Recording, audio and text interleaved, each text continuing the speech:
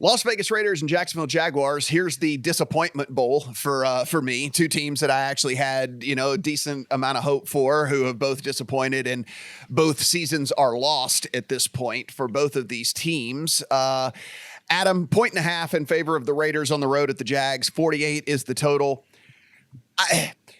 For me, I look at this and it's like, I don't think the Raiders offense is absolute trash. I think Jacksonville is probably not complete trash either.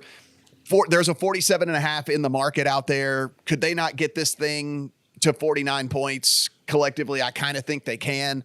That's probably the only angle that I would have playing this, because again, it's just, I don't know which one of these teams is going to show up week to week. And if we're here in week 9 and I still can't figure out an identity on a squad, then I typically don't play them very often. And here's two teams that I don't know the identity, and they're playing each other. So I sure as hell want to run from this game. So, maybe a total look, and that's about it from me. I don't have it in yet. I probably will have a Jacksonville teaser leg, and I'd like to get it to 2.5 if possible before we get going here. And I think some of that could happen if we get good injury reports on the Las Vegas Raiders, because you're looking at Carr, Adams, and Waller all having uncertain status coming into this thing. So if you get a good report, you might see them get out to good teaser territory. Let's understand for a second just how poorly the Las Vegas Raiders played last week.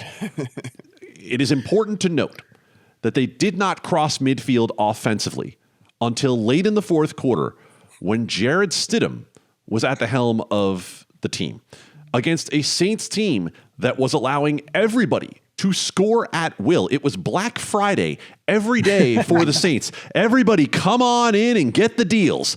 And it's not like they got significantly healthier. They had no Marshawn Lattimore last week. Yeah. So why was Devontae Adams so bad? What's wrong with this Raiders offense? And I think the Raiders beat writers brought up a really good point this week to say this team, with deciding to go with a running offense, can't play from behind. And they abandoned the run from behind. And when it got put on Derek Carr and when it got put on that offensive line, it didn't happen. Now, on the other side, with Jacksonville, I think there's a little bit of misleading here with Jacksonville, because they have had multiple games this year where they have moved the ball up and down the field without a problem and just not been able to either finish drives or been able to finish games. So do I like it enough to say I'll play Jacksonville straight or on the money line? No, because both of these teams have been underwhelming and found very strange ways to lose games. That being said, I like the teaser leg. If you want to play it at 7.5, play it at 7.5. I just think there's a possibility you can get 8, 8.5. And the way things go this year, especially with Doug Peterson being a woke 2-point guy, I would probably prefer to get the 8, 8.5. Steven, I know you are looking at this one as well. I mean, I share the sentiment with you, Adam. It would be Jacksonville or pass for sure if I had to play this one. Steven, you are going to go ahead and play the Jags.